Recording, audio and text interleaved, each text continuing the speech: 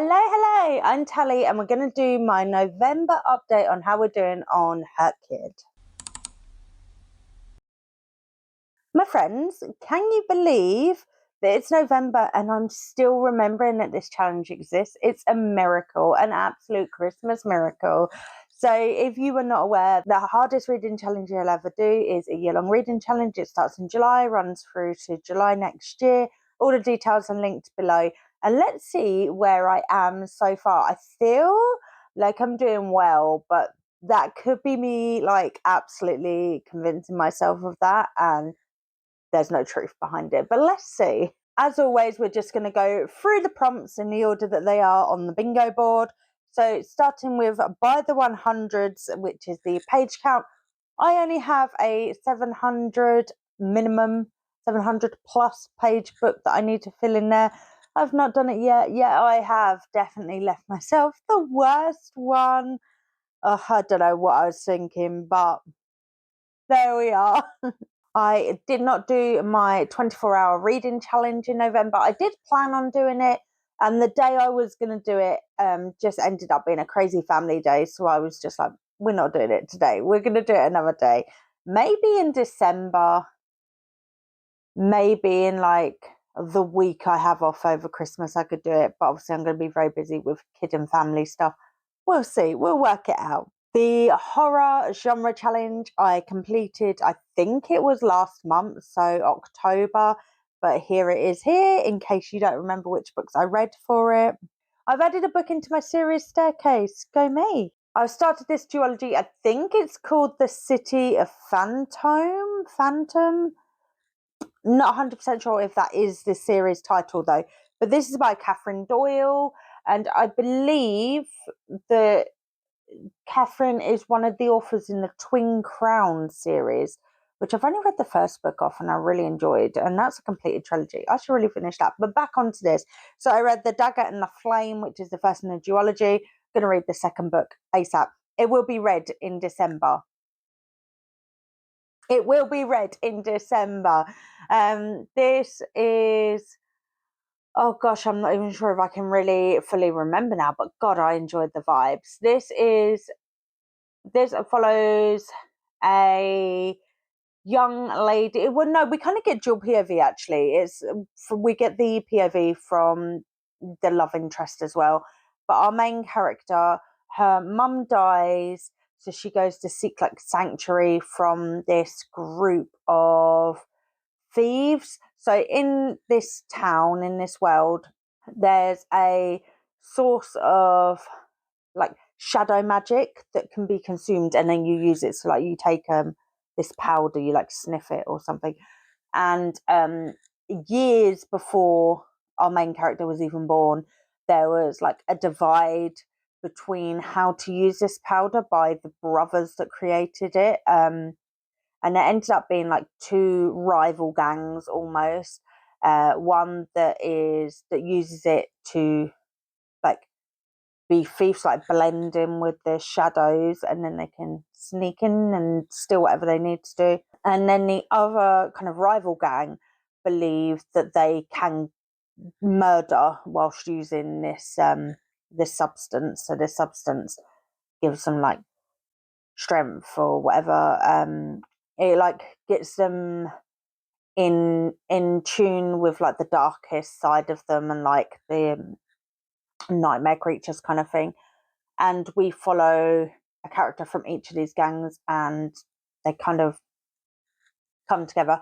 So the gang that's happy with killing people, they mostly work as assassins, and our love interest is hired to kill our female main character, but he's so intrigued by her. And yeah. It really gave me like the vibes of, what was that book? I need to finish that series as well. The Raven something. I'll put it up on the screen. I'll have a look at what it's called. But I really enjoyed that. That's another series that I need to continue. It's a duology, and I've only read the first one. But yeah, I really enjoyed this. I will be reading the second one this month. And also, I don't know if I mentioned, but it's a YA series. So if we go on to award season, I've not read any more of this. I believe I've mentioned that I have written a list of the indie books that I want to read for this. I'm going to be reading books that have been submitted and won awards in the Spiffbo competition that happens every year. So I do have my list of books that I'm going to be reading for this. For the TBR game, I read Cursed in the Lost City by Gabby Hutchinson Crouch. This is a sequel. The first book is called Cursed Under London, and it's set in an alternative Elizabethan London. It's fantasy and comedy mixed together. It's really fun. So we have almost every type of supernatural creature you could think of, and we follow like a gang. They're like these people that have been thrown together in the first book to kind of go on a quest together, and this is them on said quest. They end up going to Wales, and like there's a ruler that's she's like queen of the dragons. But yeah, we have like vampires, dragons, zombies. We have some well-known historical characters making an appearance, such as like royalty at that time period, Queen Elizabeth. We have William Shakespeare, etc. And it is ridiculous and fun, and I just really enjoy it. So I hope there's going to be another book. It kind of left it set up for another book, so I'm assuming there will be a third book. And we're going to ignore July. We're just going to ignore July. Did I say I'd have finished that book in November? As I said, we're ignoring July for now. And the TBR game is a spinner wheel that I do on TikTok. So follow me over there if you want to see any of my spins in the books I read for that, or my reviews. The last 10 years, I've decided to read a book that was a nominee in the Goodreads Choice Awards in the horror section. So as you can see, I've done 3 so far. I need to check. I don't think any of the 2025 nominees I read from July. I have read a few of them, but I think I read them all before July, so before the challenge started. So one of the books I read will be included in there. Adaptations, I completed, I believe it was last month in October. So I chat a bit more about that in my October one. And then for disability representation, I completed this in July. I have a reading vlog for this. Now, for Heritage Months, I have fucked up. I'm on the struggle bus. Basically, I've not finished my Hispanic month book. I'm reading Our Share of Night. It's a chunky book, and I keep getting nervous reading it, and I will read it before the end of this year. I'm just disappointed that I haven't finished it yet. I literally started it on the 1st of October. And then my November one, time just got away from me and I haven't read that yet, but I will be reading Shene Lede, the prequel to a HRCYED by Darcy Little Badger. So my TBR for December, I will be reading it. So by the time 2026 starts, I will be up to date on my Heritage Month books. For translated books, I don't think I've got any more to add on here. I did read a French book, but I already had French on here, so yeah. I'm just thinking I've read a load of other manga, so I should have a Japanese one on here as well. I'll sort that out for next month.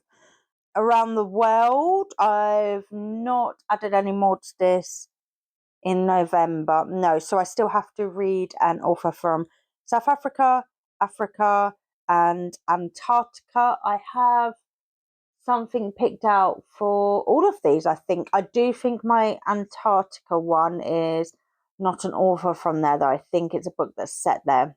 I think I struggled finding an author with a book that I was interested in. The Even Bigger Rainbow Challenge, I still have the rainbow book to do, so a book with 7+ colours on it. I'm specifically holding out hope for a book with an actual rainbow on it, but if we get to the end of December and I haven't fulfilled this prompt, I will just do the 7+ colours on it. For Make a Quote, I have managed to add a book to this.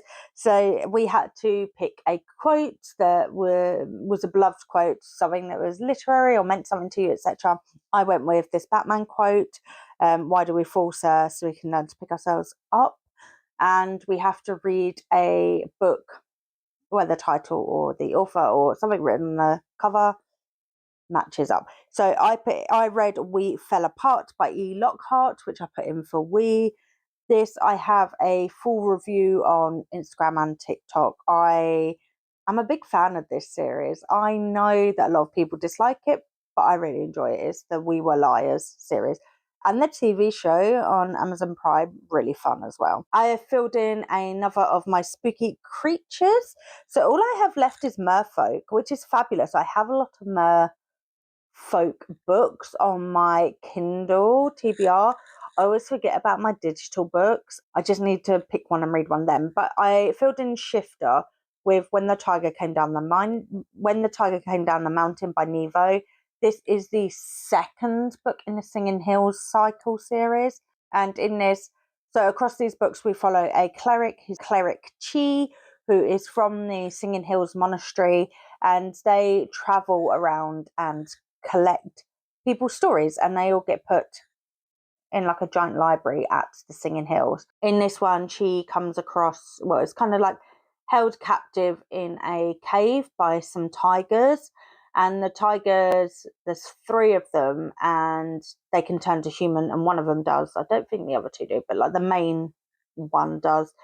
And they kind of share stories whilst the tigers decided they're going to eat Chi and Chi's friend or not. And yeah, I really enjoyed it. It was one of my favourite from this series as well, actually. For Become the Avatar, I have managed to fulfill 2 more in this, which is great. So for Fire, I put in The Dagger and the Flame because there are obviously flames on the cover. They're illustrated. And then for Earth, I put Gladiator Goddess. This is set in Pompeii, in ancient Rome, and it is set in the lead up and during and after the volcanic eruption there. So on the cover, it does have the volcano in the background, which I think is perfect for Earth. And we follow Gia, who is a young woman who wants to be a gladiator, and gladiators are seen as like this. And well, they're like an entertainment factor. Obviously, they're sent into a coliseum to kill each other for entertainment for the king or whatever, or for the emperor. But they're seen as like something very impressive, and Gia wants to be that because the only other option she really has for herself as a woman in this time period is to become a prostitute or become a mother, basically, and like wife and mother. And she's not interested in either of them. She decides she's going to become a gladiator, and someone from the gladiator school does take her in, gives her a chance. She's a novelty, so they start building up a lot of interest, and then she catches the attention of the princess, who hires her as like her bodyguard, and they have a sapphic romance. And this is all along the line, and this is all set as the volcanic eruption is building up. The gods warn Gia that the volcanic eruption is going to happen, etc. And there's a lot of mythology in it. It was so good, so good. Well worth your time. For the Readathon challenge, I completed this in July with July Noir. Most of these books also cross-referenced with like disability representation, etc. So go see that vlog to see more. I completed the animals prompt, I think it was last month, October. So that is one that I have ticked off, so quite exciting. And then we have our queer alphabet. So I only have one left to do now, which is gender fluid. If you know of a book with a gender fluid character, let me know in the comments. Whilst you download, give me a like and subscribe if you haven't already. But this month I filled in a non-binary with Into the Riverlands by Nevo. This is another one in the Singing Hills series. I think this is book number 3, possibly. Or 4. No, I think it's book number 3. I didn't enjoy this one as much as the Tigers one, but when I say that, it's still like a 4.5. So they're all brilliant. They're quick books as well. They're like 200 something pages. And in this one, Cleric Chi ends up going on a not a quest. Cleric Chi ends up joining a group of people that are trying to get from like one spot to another. And they go through these like foothills, and they're quite rife with like thieves and other such bad guys. And obviously she learns stories from their traveling companions as they go along. I really enjoyed it. The one of picking your favorite prompt from the first round of HRCYED, I picked the read 5 booktubers one because I thought it'd be easy, because I have a lot of these books on my bookshelves. But you'll notice it's empty. I really need to do this. I need to read these books. So it turned out the mic that I was not getting along with just stopped recording at this point. So this is me a few weeks later, finishing this, re-recording this part of the video. Just summing up how my year's going, I think. So we have got to the BIPOC challenge. I have added a book onto this. In November, I've added City of Stolen Magic by Nazneen Ahmed Patak. And this is a middle grade, and it's a historical middle grade, and it's set in India in the kind of height of the colonization that's being carried out by the English. But it's like an alternate universe in which the Indian citizens, some people are born with jinn magic, like they have jinn ancestors, and they have to hide the magic because the Brits are using these people with magic as commodities, basically using them as slaves, taking them back to England and auctioning them off to other wealthy families. And we follow Chompa, who she has magic, but she's been told by her mum her whole life to keep it secret. There's like finger magic, which is what Chompa can do, and then there's word magic, which is like writing spells down. And her mum does some of the word magic. She's like the town's like midwife and stuff like that. Her mum's always telling her not to do her finger magic, and one day Chompa does her finger magic, which alerts people to her being able to do this magic that is extremely sought after and commodified. And then she ends up going on a bit of a quest to, primarily she is trying to find her mum who goes missing, but along the way she is also kind of low-key trying to find out who her dad is or what happened to him, because she's never known her dad. She ends up taking on the establishment that's kidnapping her friends because they have magic, and auctioning them off. I think it's a really fun and consumable way for children to learn about the concepts of like colonization and how all of these awful things were done, and and to some extent, just in a different way, are still taking place. I really enjoyed it. It was a great book. For our new releases challenge, I read A Rather Vengeful Accord by Danielle Knight. This is, I hope, the first in a series because I need more, and it ends with a opening for a second book. I've got my fingers crossed for a trilogy. Personally, I absolutely love this. It's a dark academia kind of rivals to friends and possibly more, and it's set at an academy, and there's eldritch monsters. So we have kind of two main life paths. So we have spearing, which are people that they use like it's like an internal magic that they have, an internal power to kill eldritch monsters. They wield these weapons in order to do it.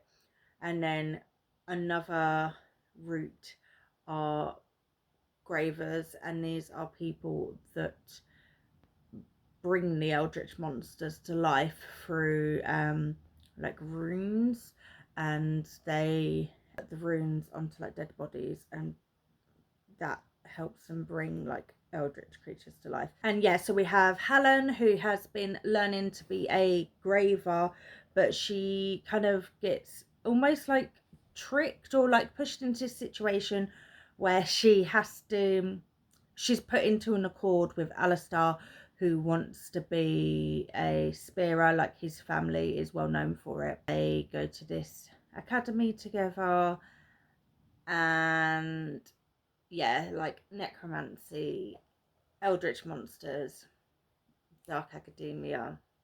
I love it all. I have a full review on Instagram, and on TikTok I have like my reading vlog and thoughts of it, so go check that out if you want some more coherent thoughts.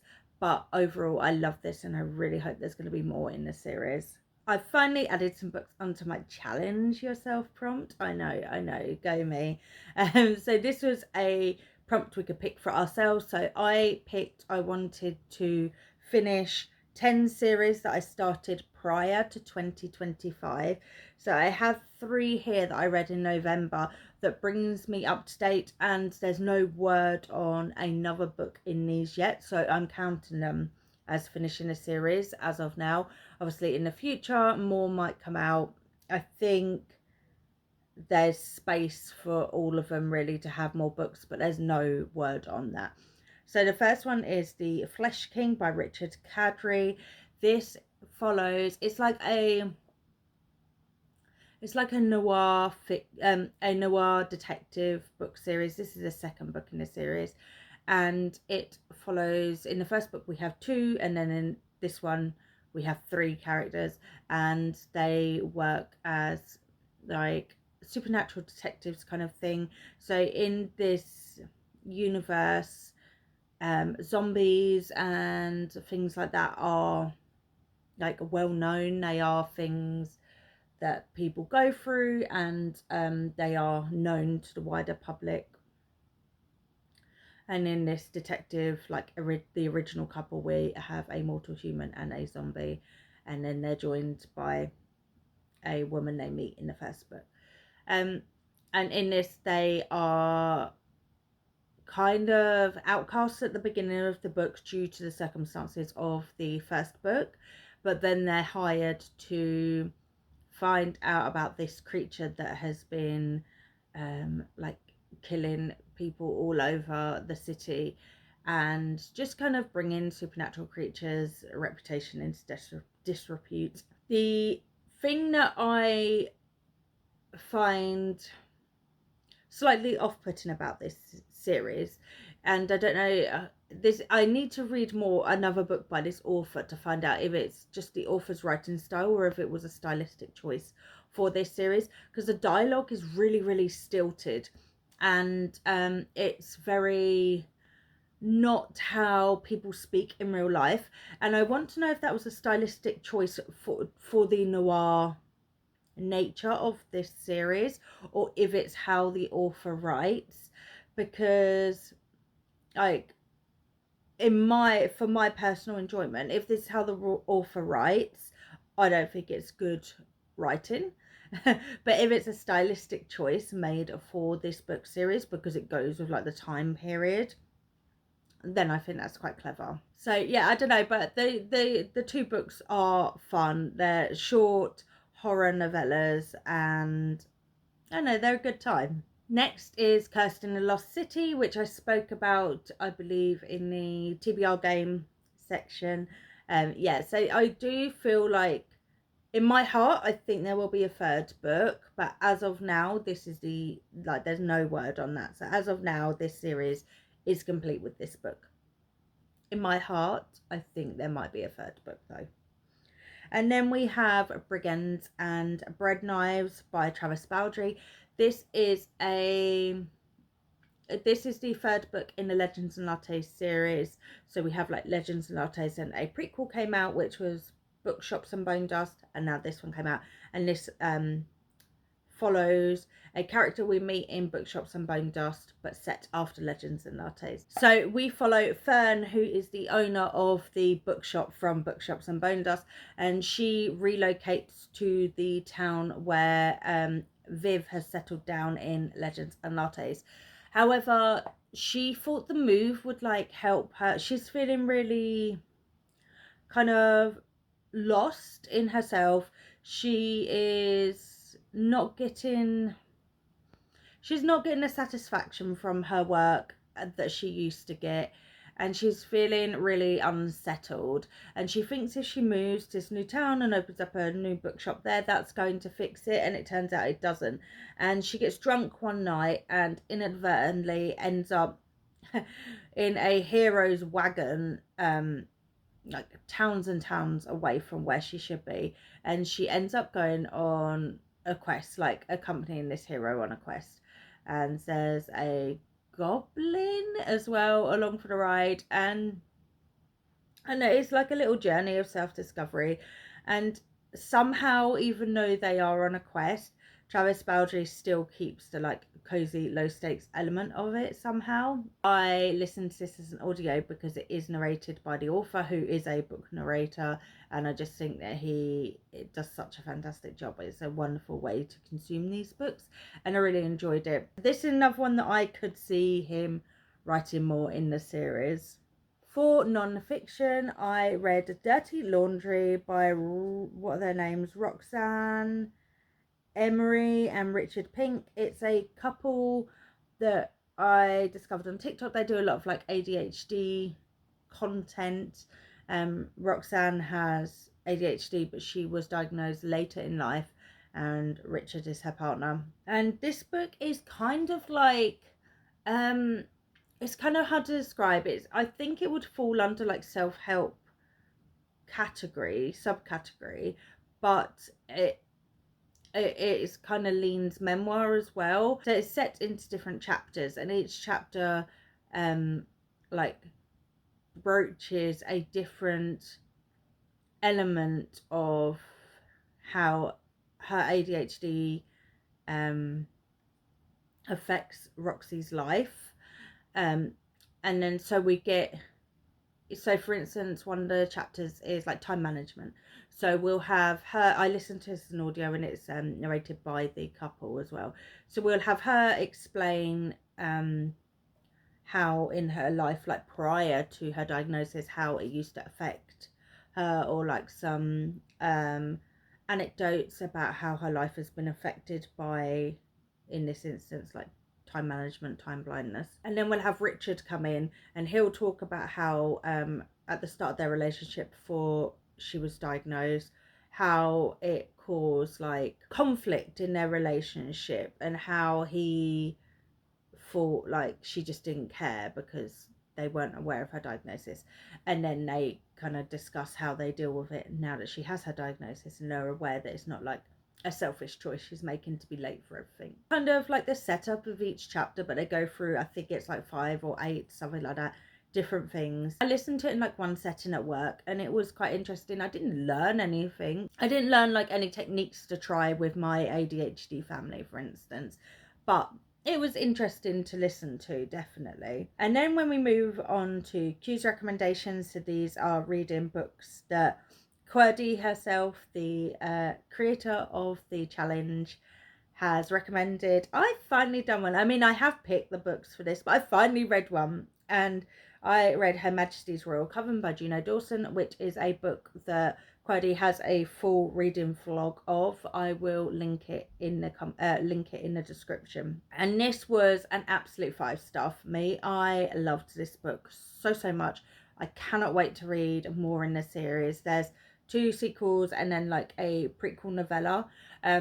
This is a series. It's set in Ireland, and it follows it follows like the dynamics of, I was going to say a coven of witches, but it's kind of like, it's witches living in secret in our world. And we follow like there's the main kind of coven, which is Her Majesty's Royal Coven, but then we have like, it because that's historically very kind of white and not very diverse or inclusive.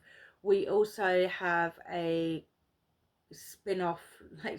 but another coven that's been created by someone who was trained for Her Majesty's Royal Coven, which definitely includes more inclusivity. And we basically follow like this group of women, they're in their mid-30s, who all trained to be witches together as children, and we drop in on them now and this is set like a few years after a war has happened as well. There was a like rebellious group of witches that got taken down prior to the story. There's also male witches, but they are warlocks and have their separate like organization in this book. And I really enjoyed reading books from the point of view of women closer to my age. I really enjoyed that. I enjoyed, there's these women, they're all dealing with different things in their life. Like one of them's a widow, one of them's got a teenage daughter that's coming into her powers and she hasn't told her husband that she's a witch. And then we have another woman who is the head of Her Majesty's Royal Coven, and she's got a daughter that she's like priming to take over, and she is very staunchly, things have to be done quite traditionally. And then we have another witch who is black and gay, and she's the one that heads up the more inclusive Coven. And I just really enjoyed reading women closer to my age and discussing things that make sense to me. It's just nice to experience a book, a woman who is just like gets stressed with her teenage daughter or like these kind of things. It's nice to throw that in there as well. This just gave me something that I didn't realize I hadn't really had in a lot of books. And the main kind of storyline of this first book is there is a trans witch who it caused a big divide because traditionally like the traditional thought process of the witches is that's a boy and has no place in our coven, that's a warlock. But our character is a female, she is a witch at heart, and it's just a really interesting book. I appreciated all of the discussions around like transphobia and how that is very much it was very interesting to discuss like how even in a magical world transphobia can be so like rife in an organization that they just can't see past it. To this young girl who just wants a home and has a lot of power. Yeah, I'm looking forward to picking up the rest of the series. And the like novella prequel is Anne Boleyn, because she was the one that like came up with the Coven in the Tudor era. So I'm looking forward to that. So I just really enjoying this. I really enjoyed the writing style. I've only read from Juno Dawson as a YA author, so it was fantastic to read a more adult book by them, and I loved it. I really did. Yeah, this is such a good book. So there we go. That's where I am at the end of November. It's so crazy that it's taken me so long to re-record this bit because you'll be getting my December one soon. But moving on, here is where I am at the end of the month. I'm doing pretty well. Some of them I've not made any headway on, and that's a little scary. I need to remind myself to do that. But you know, it could be a lot worse. It could be a lot worse. So thank you for joining me today. Let me know in the comments if you're taking part in this challenge, and if you are, what is the standout book you've read so far for this challenge. Drop me a like, consider subscribing whilst you're down there, and I will see you soon for another video. Bye friends.